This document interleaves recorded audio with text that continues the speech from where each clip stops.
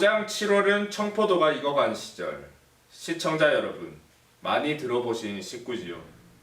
태계 이황의 14대 손인 이원록 시인의 작품이라면 선뜻 이해하기 어려우실 겁니다. 이원록이 일제에 옥살이하며 얻은 수감번호 264라고 해야 고개를 끄덕이실 텐데요. 40년 짧은 생에 17번이나 투옥되면서도 저항정신을 꺾지 않았는데요. 시로 민족혼을 깨우고 무기로 일제에 맞선 264의 삶을 안동에서 최유진 기자가 보도합니다. 경북 안동에 있는 264 문학관입니다. 육사는 생애 마지막 10년 동안 활발한 시작을 펼치는데요.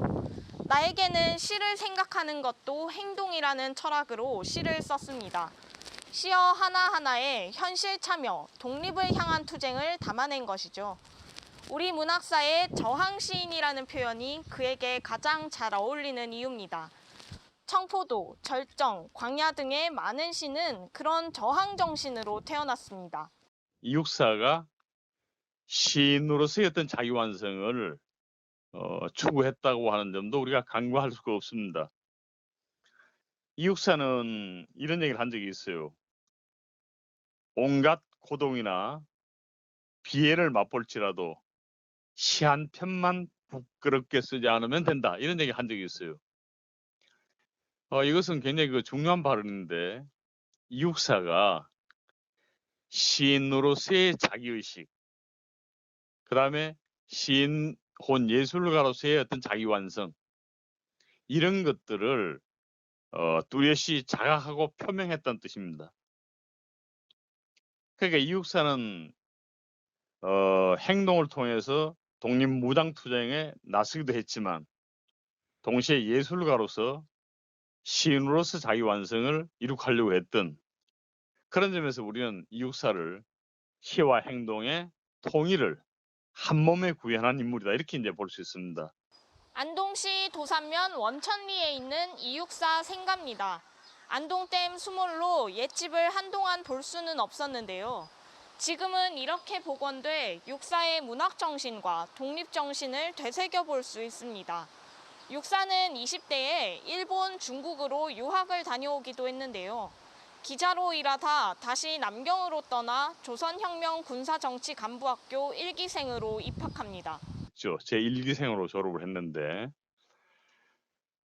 이 학교가 실제로는 이제 의열단 원들이 이제 중심이 된 그냥 무장 투쟁을 위한 간부를 양성하는 학교였어요.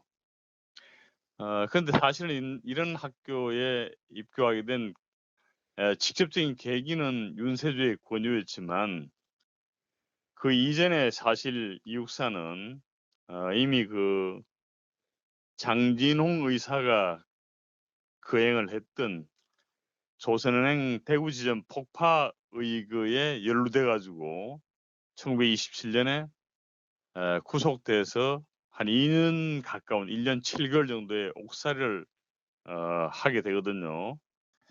이런 이 투옥 경험도 있고, 이후에는 그 중앙일보 기자, 조선일보 대구지국 기자, 이런 언론인으로서 현실 문제를 기사화했던 그런 어떤 활동을 했습니다. 이런 과정에서 여러 차례 예비 검속을 당하고 시찰 대상이 되고 또 투옥이 되고 이런 과정을 이제 거치죠. 그러니까 이런 과정 속에서 사실은 이제 일제 강점기에 조선의 현실, 이런 것들을 깊이 이제 체험하고 독립의 어떤 필요성, 일제에 대한 어떤 저항, 이런 것들을 남다르게 심각하게 아마 고민을 했을 걸로 생각을 합니다. 그런데다가 그 이전에 이 이육사의 가문이 이 외가는 아주 항일 운동에 선봉에 섰던 그 가문이에요. 그 외조부도 의병장이었고, 허형이라고 하는 분이 의병장이었고, 이 허형의 종형이 바로 그 유명한 13도 창의군 의병 대장이었던 왕산 허위 선생입니다. 이 허위 선생이 쉽게 말하면은 조선 13도 연합의병의 대장이었어요. 이분이 수많은 전투를 치루었고 서대문 형무소에서 제1호로 순국하신 분입니다. 이런 외가의 항일투쟁의 어떤 이 역사, 전통, 그런데다가 이 친족 가운데 안동의 향산 이만도 선생 같은 분은 나라가 망해서 굶어서 돌아가셨습니다. 이렇게 순전한 분들이 친족 중에 많이 또 계셨거든요. 탄약 제조와 사격 등 군사교육을 받은 육사는 공작원 활동을 계획합니다. 하지만 일제는 그를 요시철 인물로 한시도 놓지 않고 감시합니다. 배일사상, 민족자결, 항상 조선 독립을 몽상하고 암암리에 주의 선전할 염려가 있었음. 안동경찰서에 남은 이육사 사찰 보고서입니다. 육사는 독립운동으로 일제에 체포됐다 풀려나기를 반복합니다. 40평생을 살며 17번의 옥고를 치릅니다. 절망적인 식민지 현실을 넘어서서 해방된 조국, 해방된 세계, 평화로운 세계 이런 것들을 앞당겨 그려줌으로 해서 현실 극복의 의지와 염원을 구체적인 현실로 만들었다. 이 점이 저는 중요하다고 생각해요. 그런 작품이 바로 꽃이라든지 한계의 별을 노래하자 이런 작품들입니다. 그래서 이육사는 현실의 참담한 모습을 그리는 것을 넘어서서 그것이 극복된 조국, 해방된 조국, 혹은 인간적인 어떤 세계 이런 것들을 언어로 아주 구체적인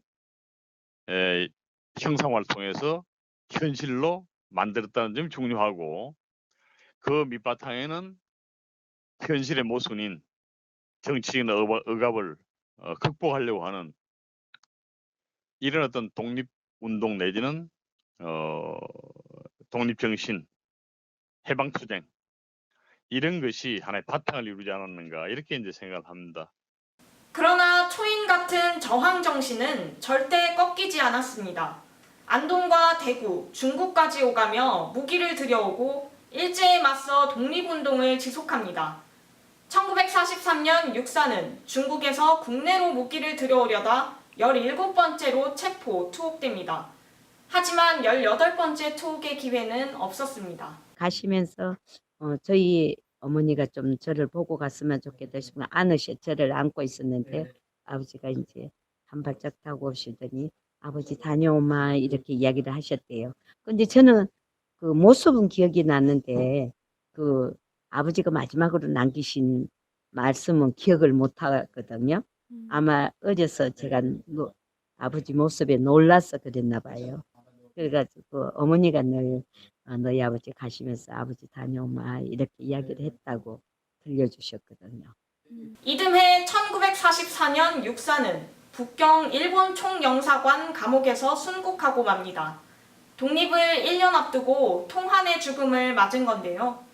백마 타고 오는 초인의 꿈, 광복의 꿈을 끝내 보지 못한 겁니다. 세계 정세에 밝아서 아마 일본이 막바지라는 걸 좀 아셨나 봐요. 그래서 마지막이 될지도 모르니까 부녀를 만나게 해줘야 되겠다 이렇게 생각하셨대요.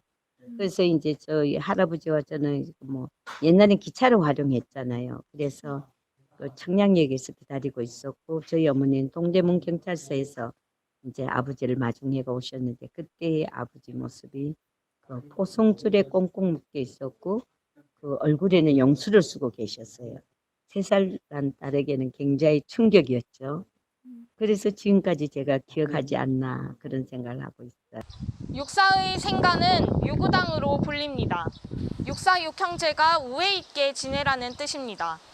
육사 형제의 우애는 모두 항일운동에 앞장서며 함께 고초를 겪는 것으로 꼽힙니다.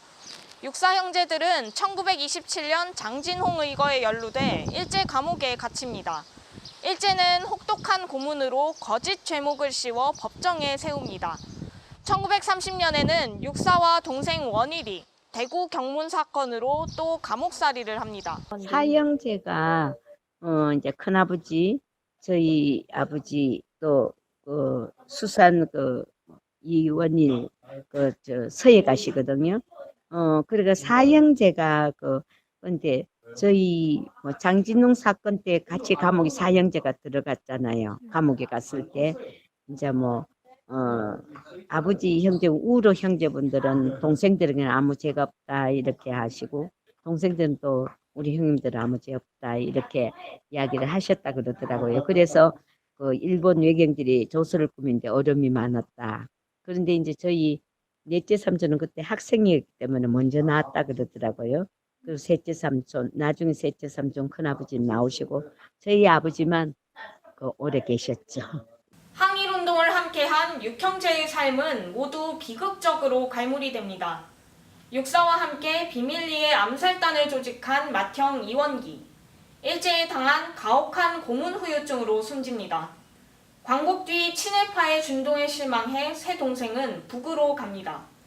월북했다는 이유로 독립투쟁 활약상은 빛을 보지 못했습니다. 육사 육형제 가문의 후손들은 연좌제 고통에 집안 내력마저 숨기며 살아야 했습니다. 육사가 남긴 독보적인 저항문학의 성과, 여기에 17번의 투옥과 순국이 말해주는 중단 없는 독립투쟁, 육사 못지않게 조국 광복을 위해 헌신한 형제들의 활약상, 이들이 정당한 평가를 받는 날 육사와 형제들은 광야에서 진정 목 놓아 올 수 있을 것입니다. 단비뉴스 최유진입니다.